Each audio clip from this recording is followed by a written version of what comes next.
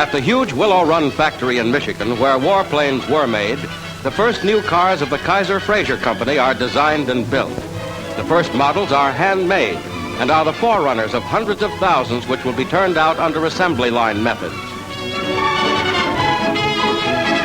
These newest entries into the highly competitive automotive field go on display in New York. Mr. Kaiser produced hundreds of Liberty transport ships for the Allied war effort. Now he and Mr. Frazer present their peacetime product.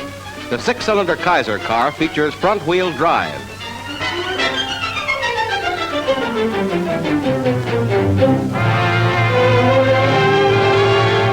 The 100-horsepower Frazer car is larger and heavier. After 4 years of war production, the American automotive industry reconverts to peacetime needs. And in Texas, the automobile takes to the skyways. Out of the air and onto the road comes the flying automobile. All the driver needs is 5 to 8 hours flying instruction and a pilot's license.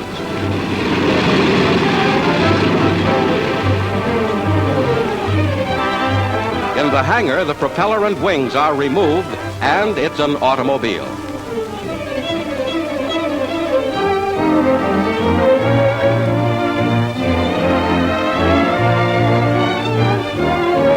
The flying automobile uses half as much gasoline on the ground as in the air, but is economical anywhere. The modern businessman completes his air trip at the garage of his home.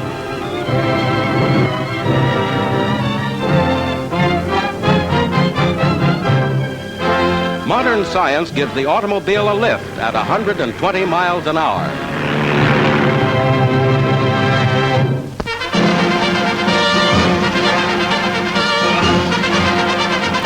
In Philadelphia, the United States Mint begins the stamping of a new coin bearing the profile of the late President Roosevelt.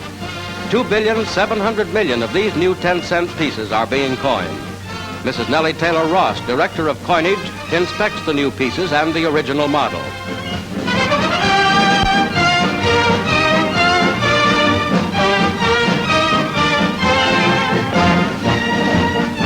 The new coin makes its appearance just as the annual campaign against infantile paralysis begins. President Roosevelt, himself a victim of the dread disease, inaugurated the annual campaign to fight it. In every state and town in America, the people contribute their 10-cent pieces to the cause.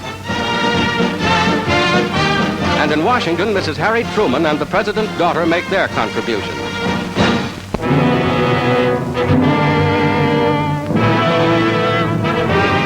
Outside of Xinjiang in the tangled jungle of northern Burma, an American rescue patrol searches for a plane which crashed only 3 minutes by air from its base. The wreckage is only 6 miles from the base, but it is a day-and-a-half trip for the rescuers. The pilot is found too badly injured to go back by trail, so an airstrip is hacked out of the stubborn, tangled jungle growth.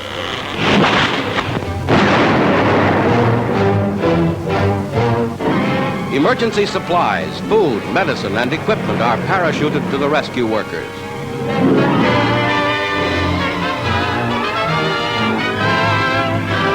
Expert medical care is given to the pilot, who must be strengthened before he can be evacuated. Using dynamite boxes as graders, the slow, painful construction of the small airstrip takes 2 weeks. These official Air Force pictures show how fallen airmen, often completely isolated from civilization, were rescued. A helicopter of the 10th Air Force lands precariously in the tiny clearing, only 80 by 50 feet. Treacherous air currents add to the hazards of the landing.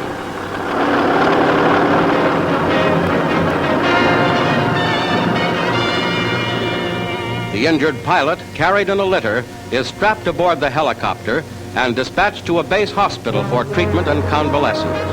During the war, hundreds of men were dedicated to the heroic and unsung task of saving life against almost insuperable odds.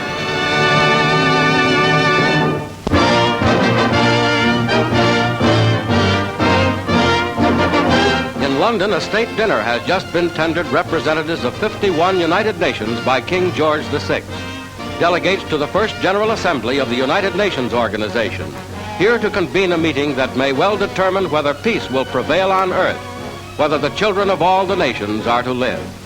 25 years ago, the League of Nations was born, only to die of anemia in Geneva while men bled in Manchuria and Ethiopia. For the second time then in a generation, the wounded nations of a world convalescing from war have met to discover not only the means of their survival, but also their right to survival.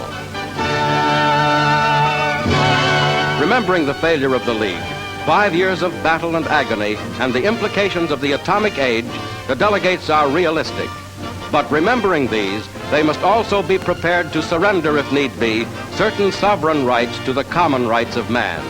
Dedicated to humanity and hard common sense, they listen to Britain's Prime Minister Clement Attlee. We realize, as perhaps never before, a choice is offered to mankind. Twice in my lifetime, a war has brought untold sorrow to mankind. Should there be a third world war, the long upward progress towards civilization may be halted for generations, and the work of myriads of men and women through the centuries be brought to naught. It is for us today, bearing in mind the great sacrifices that have been made, to prove ourselves no less courageous in approaching our great task, no less patient, no less self-sacrifice. We must, we will succeed. Under the global emblem of the United Nations, the General Assembly conducts its first piece of official business. Ballots are distributed for the election of a president, with the United States and Russia favoring the Norwegian delegate and Great Britain supporting Paul Spock of Belgium. The balloting proceeds.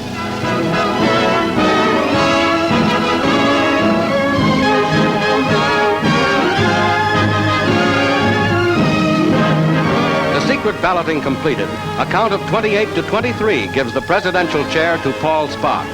51 United Nations have organized to give the civilized world another chance.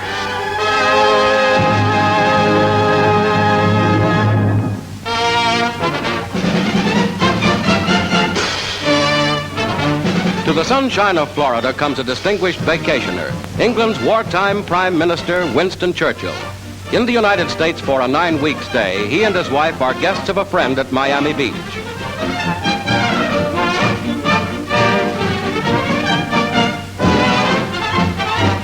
Included in the Churchill luggage is an easel and several canvases, on which the famous statesman plans to indulge his favorite hobby of landscape painting. Mr. Churchill grants the press an informal interview on his host's front lawn. Mrs. Churchill wears a corsage of Florida orchid. Mr. Churchill tells the press that he has no weighty statements on world affairs. He is strictly on vacation.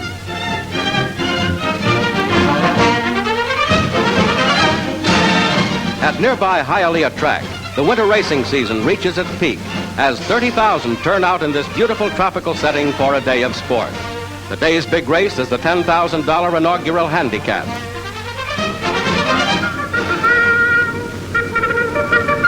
Vacationers from the chilly north crowd the stands and try to pick a winner. They're off. Fighting Don, the favorite, takes the lead.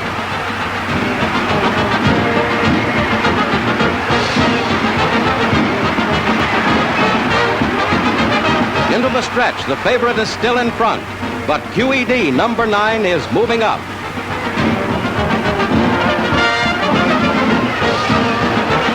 It's a close finish, and number 9 wins by a nose.